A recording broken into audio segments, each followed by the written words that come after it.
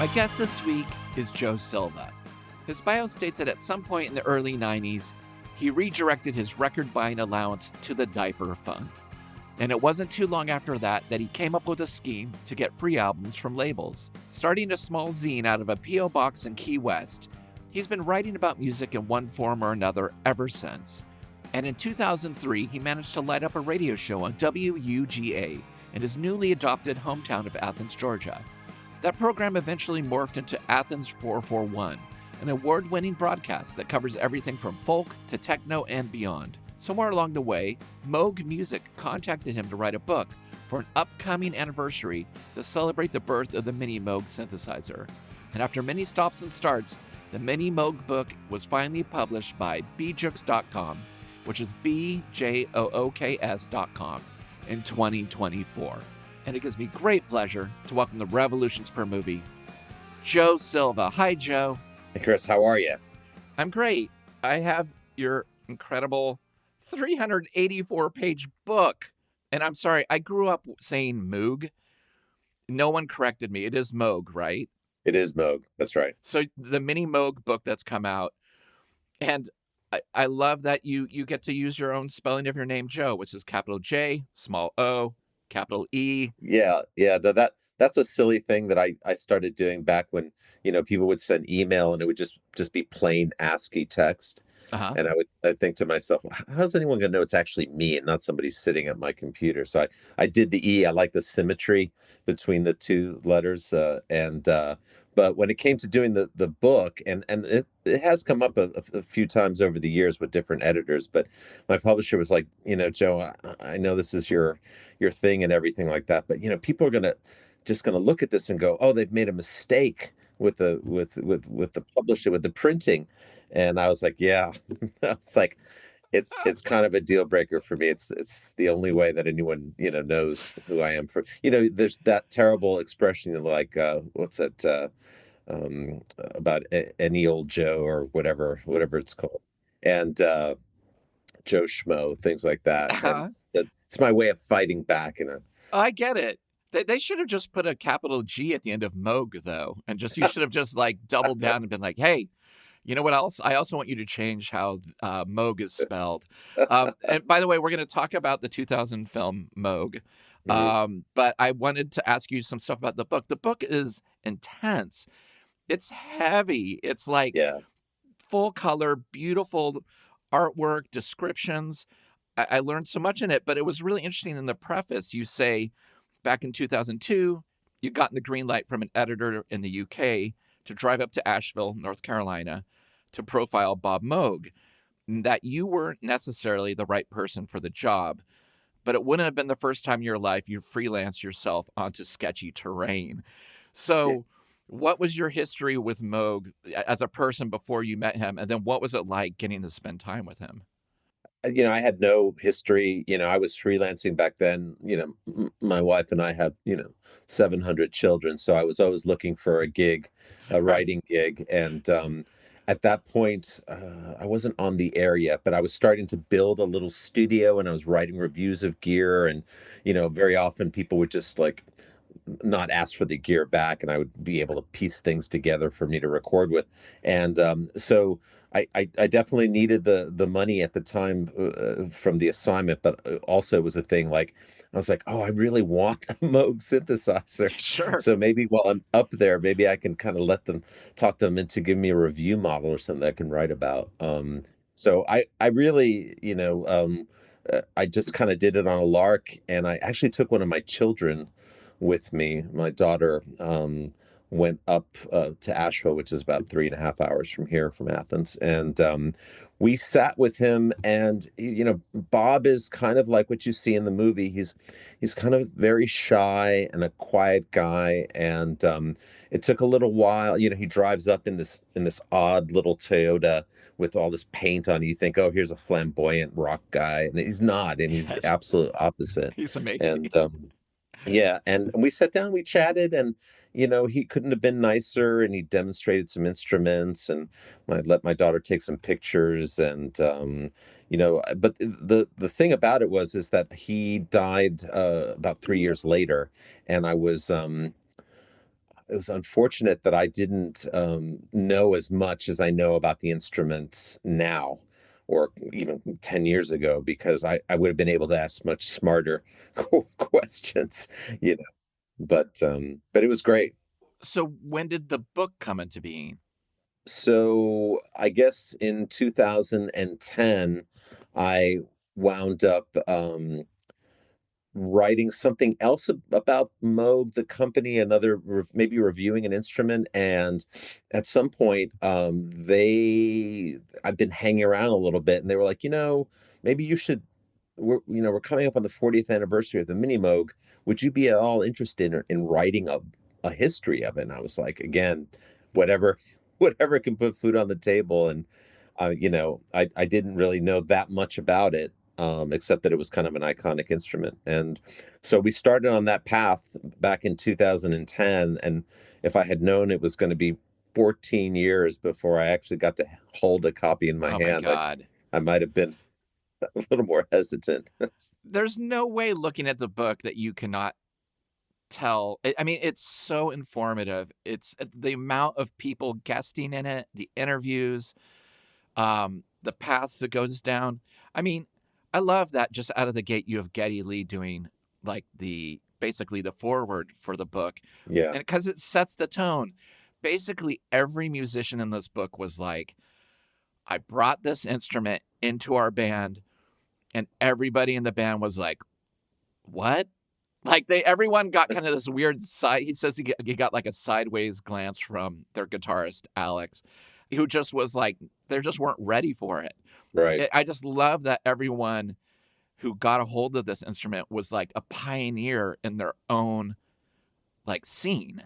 I'm sort of an 80s kid, so I grew up listening to a lot of post-punk and new wave, and I had no interest in Rush as a band. And what's ironic about it is now that Getty did the forward for the book, and I just wound up listening to it. I'm like such a huge fan now, and That's how it happens. I kick myself. I think I could have seen them so many times at the height of their game, and I just Right. turned up my nose and like, oh, I think I'm going to go see Adam and the Ants instead or something. Me too. I was such a snob when I was young. Again, I don't mean to repeat myself on the show, but we were very protective about what we liked because we were often pushed out for what we liked. It was like really threatening sometimes, the music that we listened to, what it meant to other people. They're like, that's stupid or weird. And you were in love with it.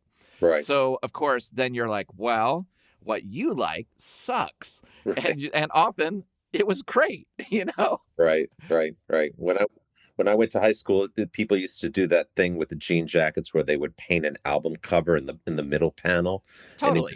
it was either Journey or a Rush cover on the back, and I would just look at these people and I was like, oh my God, you guys are so lame. I mean, have you never heard of Heaven 17? I mean, Yeah, exactly. Well, I love in the book also there's some surprises like Glenn Tilbrook from Squeeze, a section on him. And one of the cool things about the book is it shows how to set up the settings on various mm, songs. yeah, So if you're wanting to do a Gary Newman song, it says, here's the song, here's how you set the Minimoog, and you can get this iconic sound. It's so cool. The book is, again, overwhelming in the way that, like, for someone like me who's not technologically savvy. And so I got excited when there's a big section in the book, beautiful photographs of the inside of the instrument, breaking it all down, how the electronics speak to each other. I'm still overwhelmed by it though. Like, even in the movie, Bob kind of breaks it down in a very simple way, but it's just magic to me still to see how all these little transistors and the contour board talking to the filter board, talking to the oscillator board, and the circuit paths. It is as it's so complicated to me still. yeah, yeah. I mean, it's amazing when you look at the Minimoog, and it seems kind of impenetrable in a lot of ways, but at the time, and you can find out in the book that Bob viewed it as a huge compromise. So it's like, why would Amazing. you want that when you could have one of these massive modular units? But either or, I've been on, music journals for a long time and around a lot of musicians and stuff, but there's definitely a certain amount of romance to these older synthesizers that you don't find in a lot of other instruments. Yeah, I got to spend an afternoon with Bob Mothersbaugh and Mark Mothersbaugh, and got to stand inside a Tonga. Is that what it's called? Oh, you mean Tonto? Tonto. Thank you. Oh It yeah, was a Tonto. They had three of them, so you stepped inside it and you were enclosed in it. yeah, And again, I'm just scared I'm gonna like knock a cable out and they're not going to be able to make music ever again. It was very yeah. trusting to send someone like me, who is known for like knocking things over and breaking things, to do that. But it is like, I'm just like, how do you have the mind to path all this together, pull this switch out, move it into there, do it on the fly? And in your book, Mark Mothersbaugh describes it as like his M16 rifle that he could Yeah, do blindfolded. Like he put a blindfold on him and he can put it together and patch it and get the sound from like Smart Patrol, Mr. DNA every time. It's really wild. yeah. It's like a gear that I don't have. Yeah. There's that was another one of those. Again, Devo was always thought of as a little goofy by me and my friends.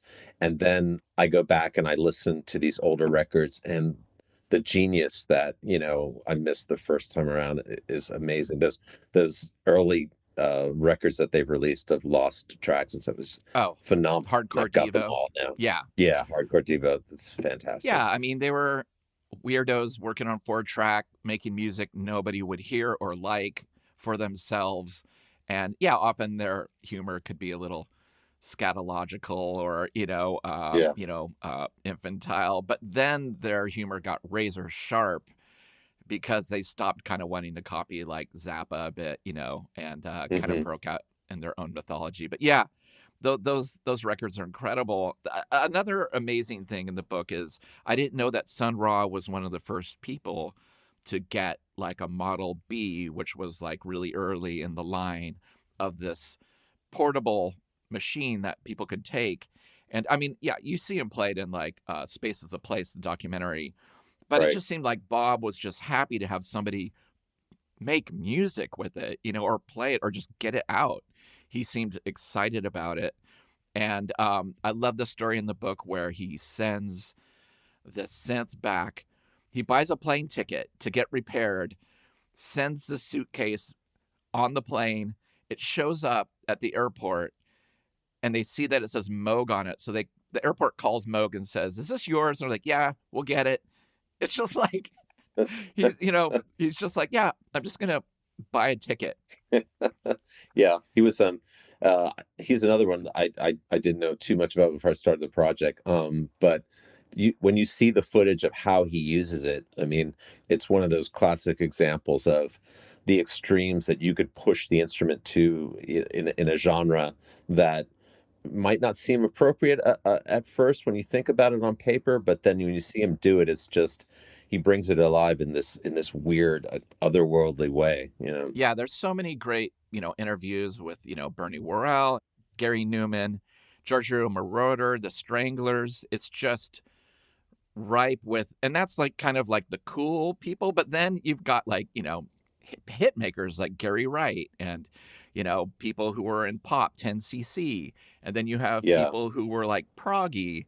And then you have people who are like new composers using it in like an experimental way. It's such a great book, Joe. You should be really proud of it because there's a lot of books out there on a lot of subjects, and sometimes you're so excited to get it, and you're kind of like, I'm a little underwhelmed by this. Like this is a missed opportunity. Like they're not going to write another book about this subject. So I just wanted to say congratulations. Thanks. The if I recover from this project suitably, there are a couple of people that that we wanted to get and we couldn't get for whatever reason. But I always thought it was like, oh, I need to talk to Tony Tennille about playing the Minimo, because she played it on a lot of those hit records, Wow. and performed. She was really good with it too, but just couldn't make it happen in time. Yeah, well, I think you've got a lot. I mean, there's like Yeah, hundreds of people in this yeah, thing, that's a lot of people. and I did love it. I was just like, every page you turn, you're like, oh, cool. I'm going to read about Linda McCartney. That's rad, Yeah, because again, it was an instrument that so many people just could start making music with, yeah, and so for a lot of people, it was exciting because it was expansive and limiting at the same time, and they talk about that in the film for sure. So, had you seen this film from 2004 before you started the book? How did you come across this? yeah. I saw this film pretty much right out of the gate. I don't know if I saw it. I don't think it was something that I saw in the theater. I think I knew about it, and then I bought the DVD, and it was right at that time where Bob was sort of getting more attention, because he had come up with the Minimoog Voyager, which was sort of the rebirth of his reputation in the synthesizer world, which is, it's like a Minimoog, but it's got memory. You can save patches to it. It's got this cool little Okay. control surface on it. Um, uh, so there was a lot of talk about Bob, and that was the instrument that I wanted to get my hands on. And at the time, there was also that generation of bands, people like Stereolab, who had been smart and bought all the Moogs that they could when they were cheap and nobody wanted them because everybody was buying digital synthesizers. Oh yeah, I You remember know, that period. yeah, so you could. I mean, I've met people who said, "Oh yeah, I bought a Mini Moog for $100 with the case because some guy was wanting to buy a DX7 so badly." It's so weird. That happened with guitar pedals too. Mm, I remember everyone was going digital, and the guitar store I went into had a cardboard box on the counter that had a big muff in it and a baseballs, like one button and one giant knob. And I was like, these look cool. And this is like pre Mudhoney, right. right? And it just was like, this is funky. But people were just dumping that stuff off because Yeah. they're like, I'm going sleeker and I'm going digital. Right. And it's just so funny. Yeah, that was definitely happening, and good on them for getting it while the getting was good. But Yeah. at the when the film came out, I think I'm glad that it came out, because when it did, because Bob passed away not too long afterwards. And So I think he got to get that second or maybe even third wave of like enthusiasm about his work, because people were like, oh, there's a new Moog synthesizer, I've got to get it. And I think the film kind of relates in a lot of different ways, the love that both the sort of experienced older players had, and the newer players that were just getting the equipment, had for his for everything that he had put together through his career. Yeah, it's very interesting because, you have this giant book. This film is like 69 minutes. It's very slight Yeah. in many respects. Directed by Hans Fillerstad, who did the film about the Sunset Strip. Hmm. And he also did Frontier Life, which was about Tijuana electronic music. Right. And it was executive produced by Gary Huswith, who I just saw the Eno documentary a couple times. That's his film. He did Helvetica, great documentary filmmaker. But yeah, this is a film that you can watch on YouTube. But Plexifilm, the company that put it out on DVD, is no longer around, Oh, okay. sadly. So you can't. You can buy an expensive DVD, but I'll put a link in the show notes on where you can watch it. But you mentioned earlier Bob's demeanor, and the really interesting thing about the film is it's not like a talking head film. It's very, it kind of goes where it wants to go. It's not chronological, but right out of the gate, you get a sense of like kind of how shy and gentle he was, and even in terms of his creations.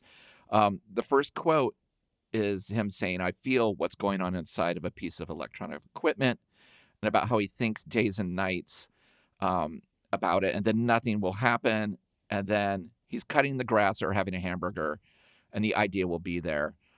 And he just opens his mind, and the ideas show up. And there's like this little animated sequence at the top for Dr. Robert A. Moog. And he's explaining how the frequencies work. And at the end, he's like, well, I'd appreciate your comments on what you think the potential, what our potential is. It's just so sweet and matter of fact. And the whole time you get a sense when he's talking to people he collaborated with or helped him create this vision, there's this kind of like he's really proud, but at the same time, he's on the outside for so long, not really being understood what he's making.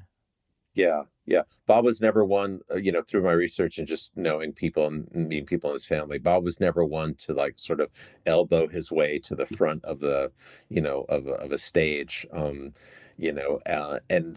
I know that I know that he knew how appreciated he was. There's this story in the book where he's actually on stage with Yes during one of the breaks in their incredibly long set, probably during the Topographic Oceans tour. And Probably. That's a good guess.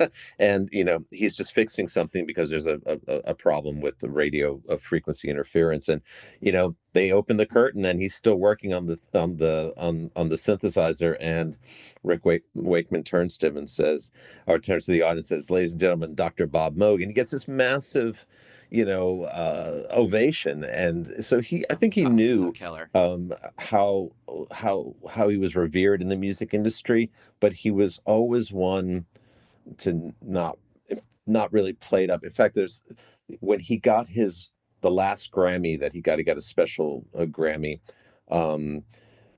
he was talking, he was having lunch with his daughter, Michelle, and he just kind of casually mentioned it. So I have to go, to LA to do this Grammy thing. It was never a big deal to him in terms of like, guess what I got, sort of. Oh, it's so cool. Even in the book, when his daughter finds the cardboard container that has the binder for the design considerations for the first model for the Minimoog, it's like at the end, he's so practical. He's like, we're anticipating total sales of 500 to 5,000 for the portable Minimoog for the first year. And after the first year, ... who knows? It's like such a like sweet little, like, it's not like we are going to change the industry and we're, we are going to be a force to be reckoned with. It's like this kind of like, yeah, we're going to put our best foot forward. But he also had so many people in the industry pushing back against him and being fearful about this instrument destroying music and culture.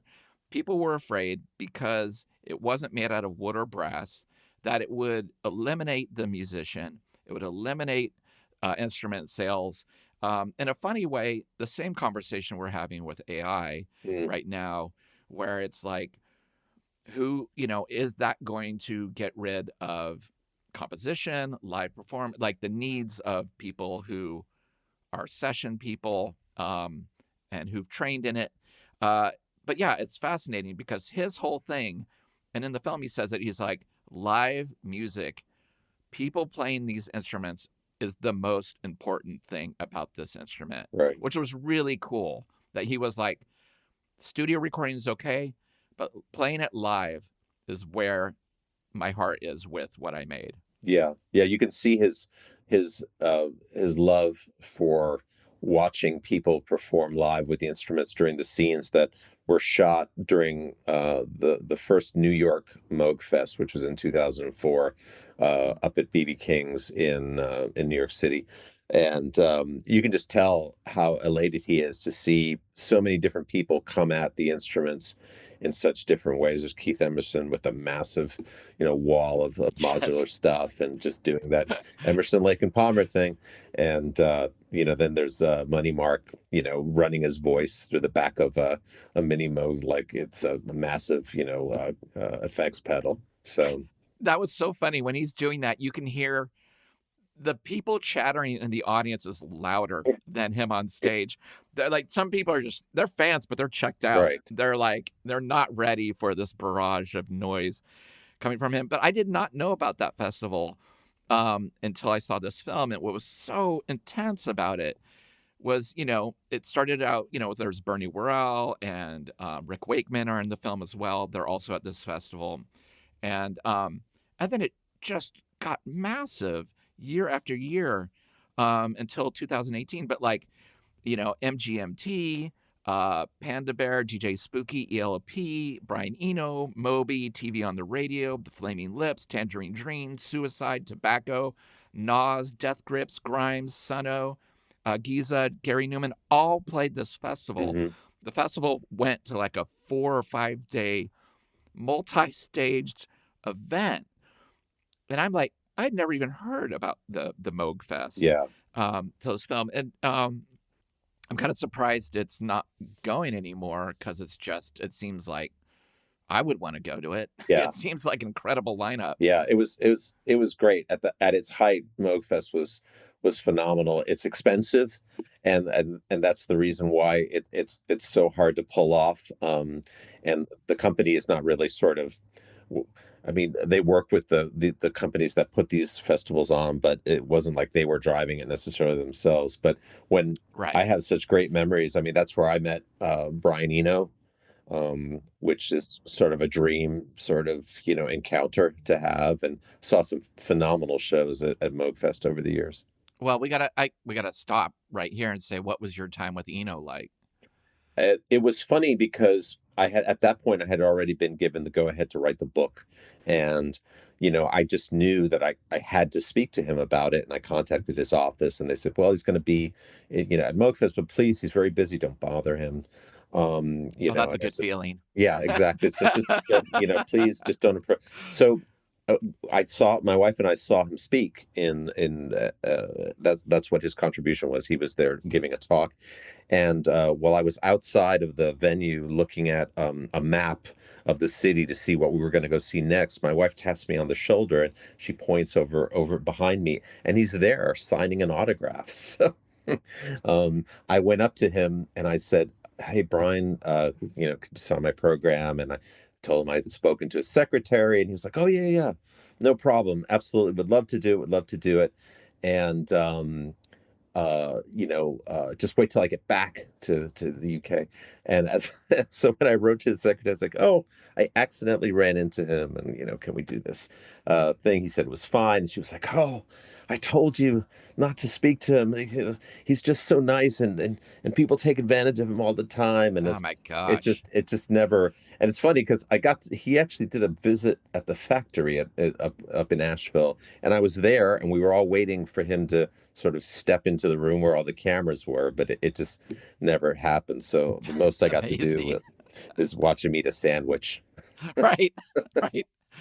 Well, I wanted to ask you, because in the film there's some really amazing archival footage of the factory, and we're talking about classic brown toned industrial school looking film footage of like people working on these is it motherboards? Is that what you call them? Yeah.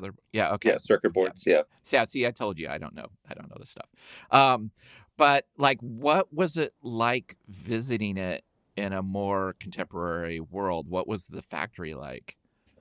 The last factory up in Asheville, there were several locations over the years. When I met Bob was sort of this, they just were part of this industrial strip mall, and it was you wouldn't know that anything special was going on there except for a little Moog sticker on the glass door. But the final factory was much more sort of geared towards tours, and there was a little gift shop, but inside, once you got back there to get the tour, just to look around, it was very, very, very sort of humble and charming.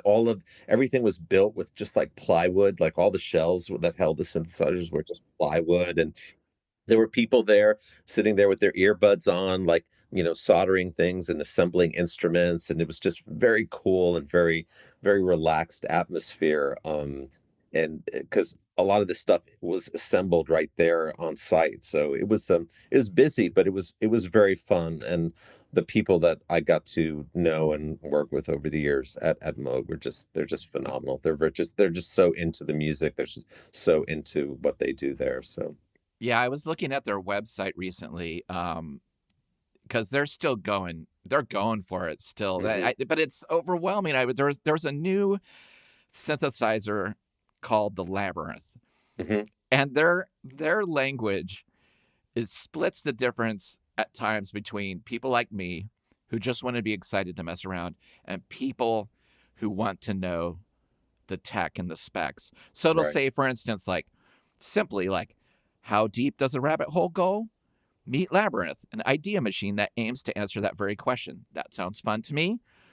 And then it says, when artists need an endless resource full of rough edges and dimly lit nooks and crannies that one can explore as one sees fits, this is like how I'm in. I'm kind of, okay, that's very poetic. I get it.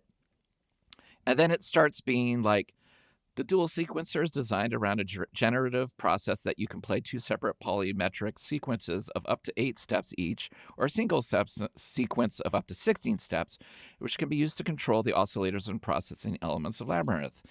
The voice architecture features a unique parallel processing path that includes both circuits for subtractive synthesis and complex spectra generation. And at that point, I'm sure somebody who knows about electronics is like, that's easy. I get it. That, like, yeah, you're speaking to me. But by that point, I'm like, I don't know what this machine does. right, I don't know any, like, what? I thought it was right, going down some cool dark cranny. And right. now I'm just overwhelmed.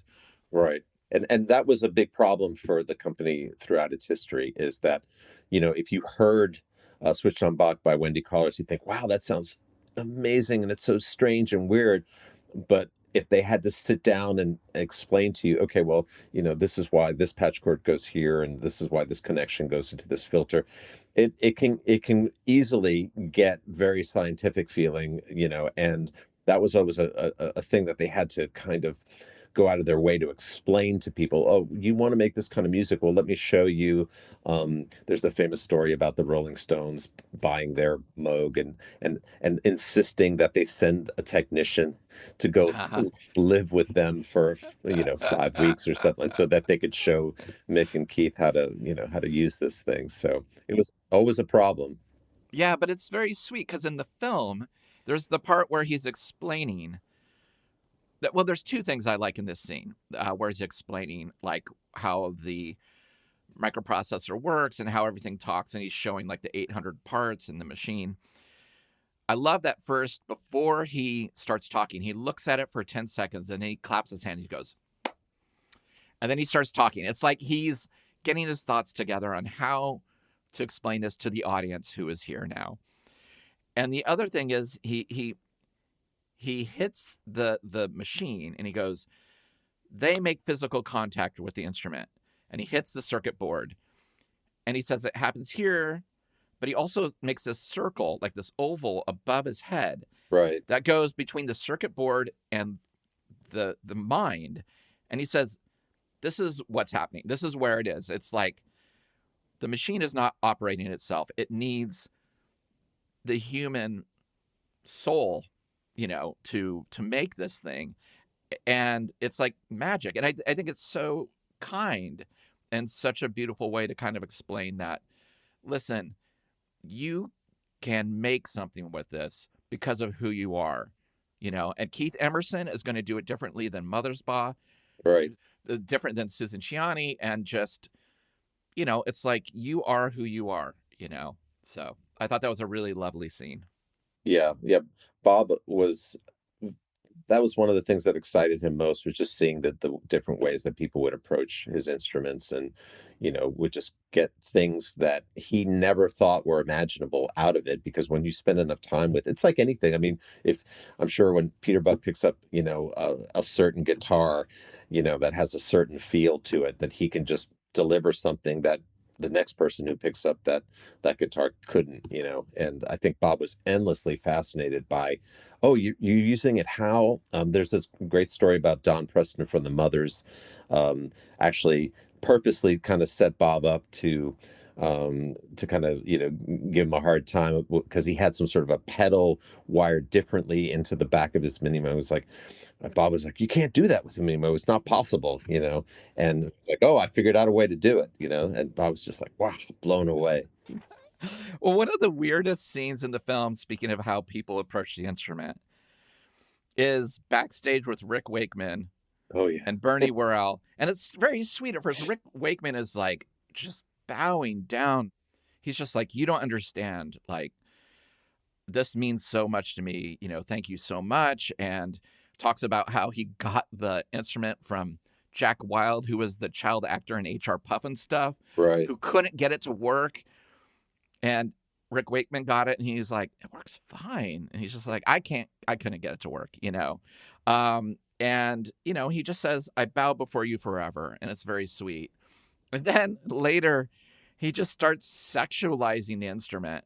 Like, he's like, it's just like in a really like un-PC way. Oh yeah. And it's just really like, oh my God. Like, I don't think that scene would necessarily make a film into a documentary now about Moog. It seems very outdated and very, macho, because it's interesting because Bernie Worrell also piggybacks off it and says, I play sexually, and the touch of the Minimoog is like a female to him. And I mean, yeah, I see him play, and he does play sexually, but it is interesting to have that in the film, and Bob just kind of in the middle, just being like, oh, okay, like this old man who's just kind of stuck in this conversation. It's really kind of one of the weirder scenes in it that made the cut.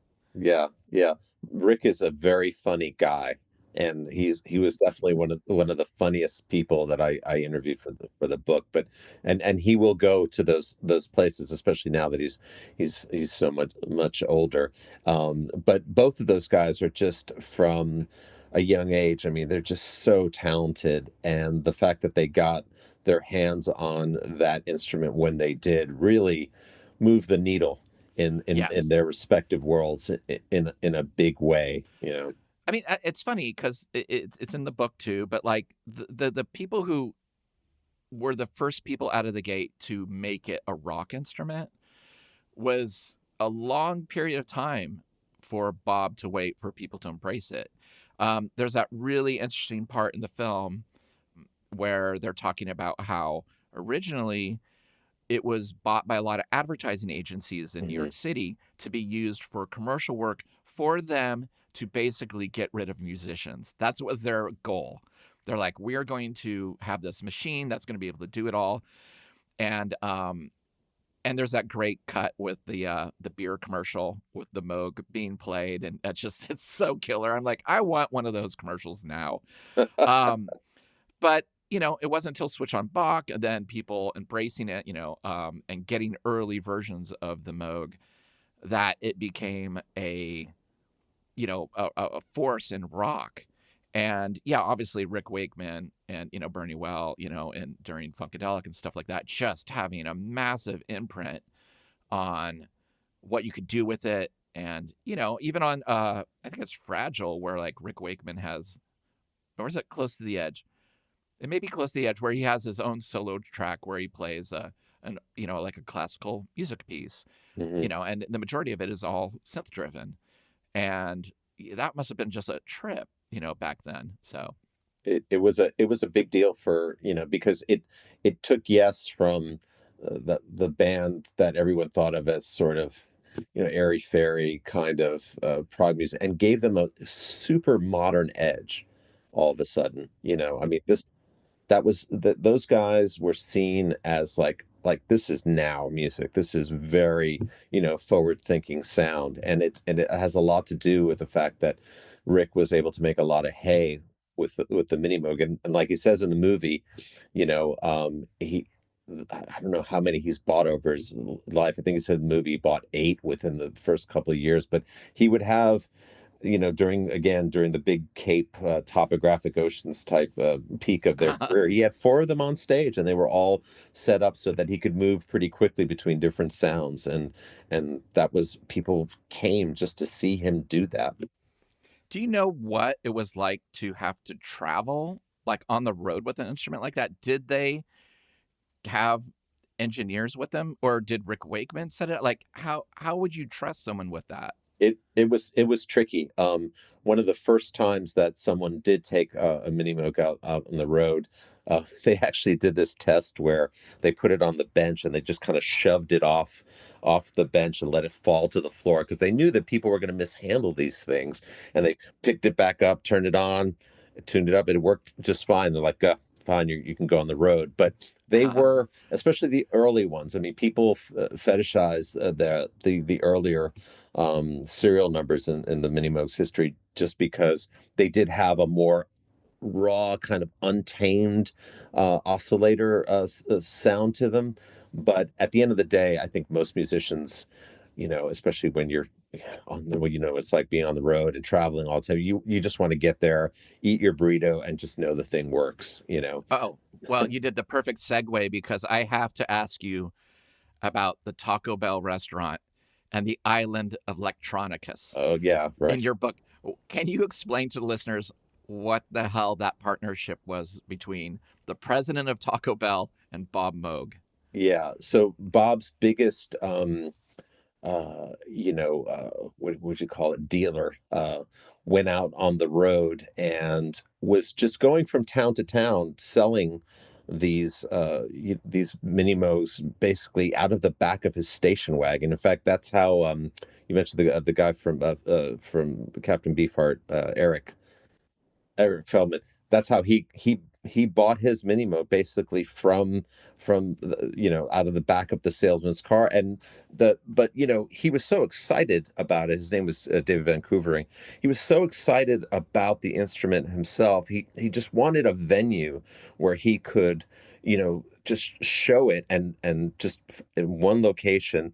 And he got this deal where he could rent out this space that was owned by the guy who owned Taco Bell, and they worked out this ridiculous deal where, like, they would sell you a ticket, and you can get a coupon for a free taco or something like that, and you could come in and you could watch this, like, basically just like a fancy demo of them. And they were just hoping to get bunches of teenagers in there, get excited. And Vancouvering pretty much proved the fact that if he could get someone to lay hands on it and see what it did and how loud it could be, how Yeah. uh, visceral it could be as an instrument, that they were going to go home and get their parents and come back and sign a loan deal to get that instrument for their son or daughter. So What was the cost of the instrument back then? Because back it then, wasn't I cheap. think the retail was 1200 something dollars, depends Right. on the year that you buy. They were hugely expensive for most people. But with a little creative financing, they were able to. He was kind of like Johnny Appleseed. I mean, he seeded the nation with electronic instruments from one end to the other, basically just traveling around in a station wagon. It's amazing. The people he surrounded himself had that spirit, I Oh feel yeah, like. There's that great scene where, is it Herb Deutsch? Is that his name? Herb Deutsch. Yeah. Yeah, Herb Deutsch. And who is the co-creator of the Moog? Is that correct? Or I, what I was I his? mean, he worked with Bob to develop the idea. I don't think he's Okay. technically, credited as being the co-creator, but he was there from day zero. Yeah, I love that they were talking about the conflict they were having with making the decision on whether a keyboard should be part of the Moog.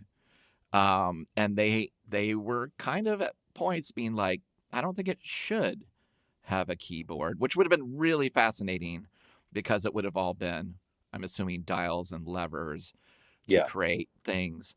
Uh, yeah, but just something that you would never think that was never not an option to right. play this synthesizer. Well, that's the whole East Coast synthesis versus West Coast Don Buchla synthesizers, where you really just had all these really bizarre controls to make the sounds, and it was a much harder way to get there musically sometimes, versus the Moog instruments, which were set up more as a traditional instrument. It's a very simple film, like it doesn't at times answer all the questions, No, and yeah, and it jumps really brief, like you're starting to get into something like that DJ Spooky is saying, and then it will just pull you out, and he's like in his garden with his peppers, and Right. talking about gardening, which is very sweet. Like you get a sense of who he was and what he loved, and you got a feeling that being in nature allowed him to come up with these ideas. But it is interesting as a film because putting the pieces together on something that could have easily been a 6-part series, Sure. a historical look at, what this is. It's definitely a low budget film done with love, and they were just grabbing what they could. It seemed like when they could. Yeah. And much like your book, there's things where you're like, oh, I think it would have been great to get this. It doesn't seem, they're like Stereolabs in town or they're playing the thing, so let's grab it.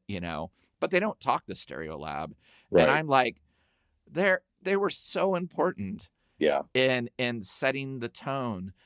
And it's so funny. I love Stereolab. They're one of and every time I see them, I keep forgetting kind of like that they're so keyboard based because they're such amazing composers and they've grown so much. Um, but it's like, yeah, there's like 4 keyboards on stage, Right. And when I hear the records, I never put that together. It's so simple. But I would love to have seen them kind of Yeah. dig into some of the people a little bit more. Yeah, there was a story I think that Bob told me during that time that I met him, where he was very excited because I guess Tim and Leticia from Stereolab showed up at the factory and told him that they had taken their entire record that they were about to release and they had run it through a Moog filter, and he was just tickled him pink. That is so great. But the I thought Hans did a great job with the film. It's very, like you said, low key. It's very charming. It speaks to that side of his personality. There's been another film that's been in the works for a while now that comes at the story from Bob's daughter's sort of journey to discover the work and the history of her father. But unfortunately, the licensing fees for a lot of the music that you would think, oh, we would love to have, a Gary Newman track in here. They're Right. so expensive that this Right. film has been kind of hung up Uh, in limbo for a long time. In fact, there was, if you're looking around on YouTube, we did a couple of history of the Minimoog pieces for Moog, and I know the five no, it's like 20-second clip of Kraftwerk that we had in that video may have cost from the BBC like $5,000 just for wow. 20 seconds of an That's old TV intense. show that hadn't been seen in 40 years. But there, I definitely think down the road there will probably be sort of a more traditional film about Bob's work and his life. But this one has, like I said, I think it just has a lot of charm to it. Yeah, he's a spiritual man Hmm. who looks like he has a pocket protector in his shirt. Always. And he's like, yeah, he just seems like he would be really fun to have dinner with, like somebody who he seemed interested in people. He seemed really interested in the world. Like Mhm. he is very philosophical when he gets these things, but he's not exclusive. He doesn't exclude anyone. He makes it very approachable in terms of what he wants to share about his, vision of um, music and spirituality, and the fact that it ends with him playing a theremin out in his garden, which is where he started. He started building theremins, when he was younger. That's where he got kind of his start. It's just kind of a nice way that if you didn't know that about him, it'd be a lovely way to end anyway. But to anybody who knows a bit about his history, it's kind of the perfect end for a film like this. Yeah, it's the perfect balance of both sides of this weird technological instrument, and but he's playing it out in the field. Yeah, you it's so know, great. like some of the old, Moog commercials that they had done in the mid early Right. 70s, So it sums him up, and it's a great way to wrap the footage. I can't remember if on the DVD there's extra stuff there. I haven't pulled out the DVD itself in a little bit, but I'm sure that there's room for a revised edition with Yeah. more stuff there at some point. Well, I got to ask you, what are some of your top 3 synthesizer parts of all time? Yeah, I know, because I was looking through your book and I got really inspired. I'll tell you mine, the ones that Okay. really still do it for me.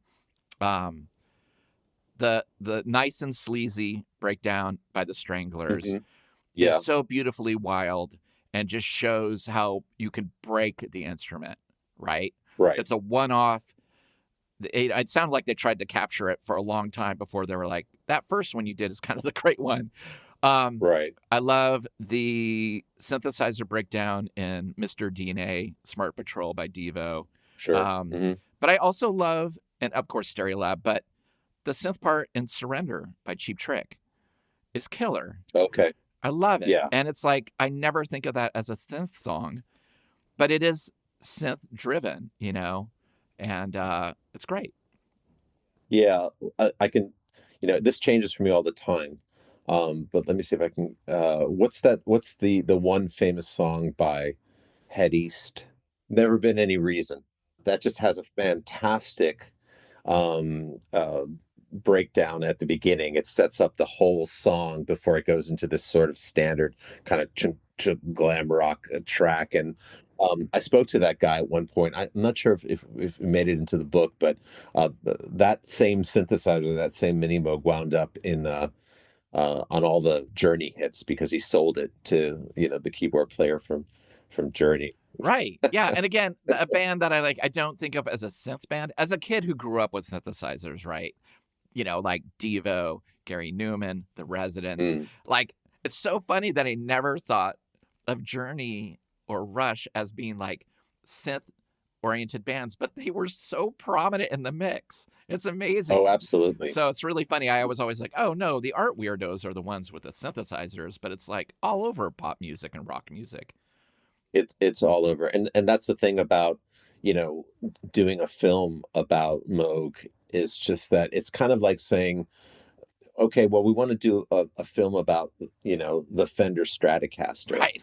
and like you just couldn't do it Right. in 2 hours. I mean, Yeah. just be crazy because there and in this my book project, there was always somebody who would say it was great to talk to you, but you have to go speak to so and so, and it was like constantly peeling an onion, and it was just like, oh, so and so has great stories, and that's just how pervasive the use of his instruments were.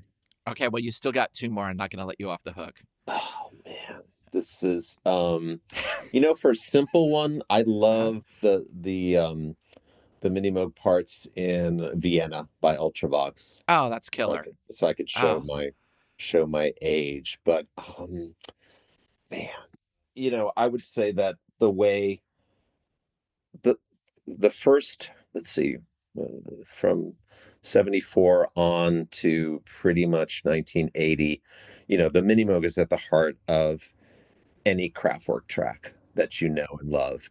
yes. And so I would just have to say that, their use of it on Autobahn is just so fundamental, and it changed so much. And those guys, again, we were able to speak to Carl Bartos at the very, very right before we went to the printers to talk to get him to look at what we had written about Kraftwerk. But it's just it's so the way they push the envelope with using this very key but simple instrument was just kind of forever changes the game. And I think it's odd that as soon as they left that world and they started to move towards digital stuff, it just kind of all collapsed.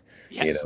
They just disappeared into all the millions of options that there are with those kind of instruments. So Yes. Well, I knew I asked a very unfair question, but it is fun because this book got me thinking about just how much of my life has been filled and influenced by this instrument. I, took piano lessons as a kid. I didn't have mhm, an electric guitar or anything like that. So the synthesizer came at the perfect time for me to be like, I want that. I right. could never get it. I could never afford it. Yeah. I mean, I think I even wanted a keytar at one point because I saw a picture of Devo wearing one in a Moog ad. And I was like, that is like, then I can be like a guitar player. Never got it, but it was so fundamental in everything I was listening to. Yeah.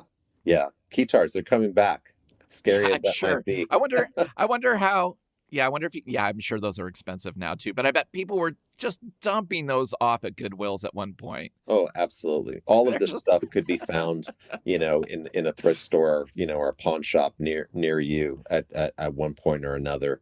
And now that just isn't a possibility.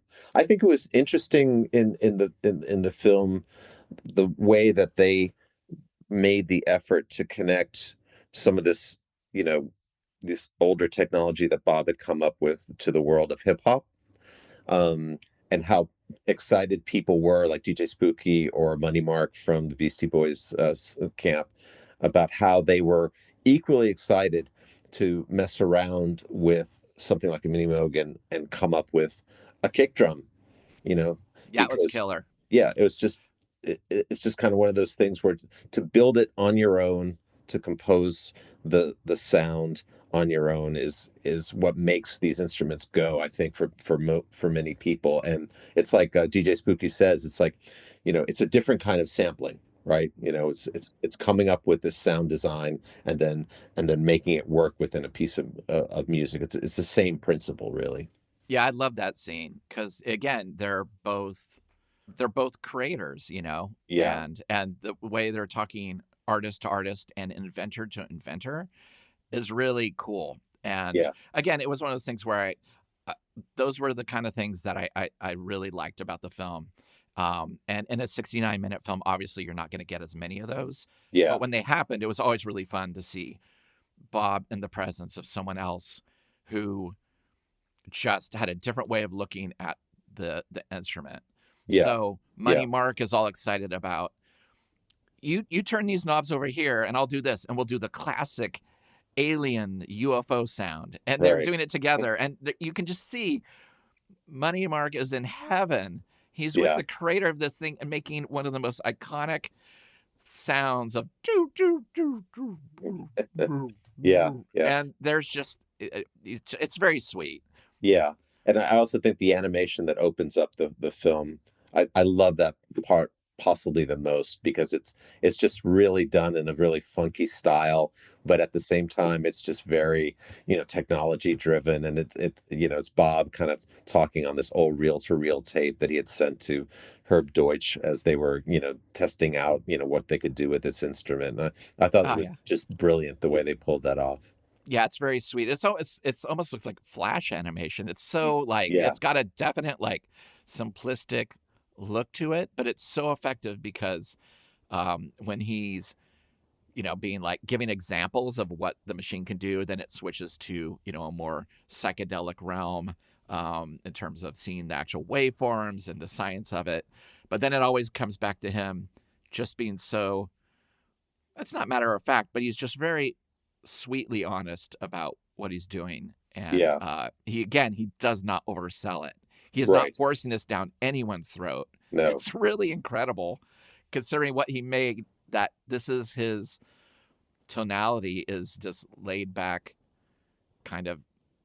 I mean, he even seems like a grandpa figure when he's young. Do you know what I Yeah. mean? Yeah, It's he so does. funny. That is a good point. And that's the thing about Bob. I mean, I'm sure there are many members of his family and, people that worked for him that kind of secretly wished he was some sort of craven, marketing machine that would have, Yes. ridden, the success of Switched on Bach, to just a billion-dollar corporation. But that's not who Bob was ever. He shrunk from the times that the company changed hands, and he shrunk from that kind of person.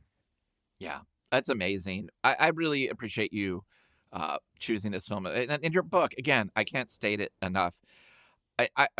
It's really intensely impressive. Thank you. Like, there are books about genres and instruments and people, but like, it is so beautifully laid out. The graphic design of it and just the quality of photographs and I don't know, even the type of paper it's on, it's really sophisticated in a Yeah, way that A lot of books are not. So again, just congrats on it. I think it's going to really affect people who aren't necessarily fanatical about the instrument, but just love stories about music and bands and instrumentation, to like people who already know how this stuff works. Right. Yeah. Well, thank you. I appreciate it. I told my kids that along with my original mono copy of Sergeant Pepper, they need to stick with this book in the casket with me because it there were days where it really felt like it was slowly killing me to get it Of across the course. finish line. Of course. That is how things happen. It's Right. how great things happen, you know. Well, I always end the interview with the same question, but I'm tailoring it to obviously the film we're talking about and the book you wrote, but I want to go about it a little differently here. So I have a 3-part question. Okay. First of all, on a scale from triangle wave to saw wave, what waveform setting do you give the documentary Moog? Oh yeah, I'll give it a super saw. That's Okay, super saw. Okay, super saw yes, is a much more yes, waveform. that's interesting. That was second for me, but I get it, and I think I might change my answer. Second question: on a scale from 0 to 10, how much glide do you give the documentary Moog? Oh, I would definitely give it a solid 80% of glide, 8 for sure. An 8. Yes, that is the correct answer. And lastly, on a scale from -2 to 2, what is the tuning setting that you would give Moog, the documentary? Oh, that's easy. A440. Okay, perfect. Yes, that is so right. Well, you know what? I think the Super Saw won me over. All 3 of them are excellent choices. And we will post how to set this episode of Revolutions Per Movie up to your Minimoog with these settings and listen to this properly. So it'll be a treat for everyone. Joe, thank you so much. I really appreciate it. And again, congrats. I can't say it enough. It's awesome. Thank you. Thanks, Chris. Huge honor. I'm a big fan. Thanks. I'll talk to you soon. Thank you for listening to Revolutions Per Movie. We release new episodes every Thursday on your favorite podcast app and additional bonus episodes every Sunday on our Patreon. The show is a completely independent affair, so the best way to support the show is through our Patreon at patreon.com/revolutionspermovie, where you can get weekly bonus episodes and shows, exclusive limited edition flexi discs and records and CDs featuring guests that have appeared on the show, and other exclusive goods sent to you just for joining. You can follow us on social media at Revolutions Per Movie and also find out more information about our various guests in the episode show notes. Thanks again, and we'll see you next week. Bye.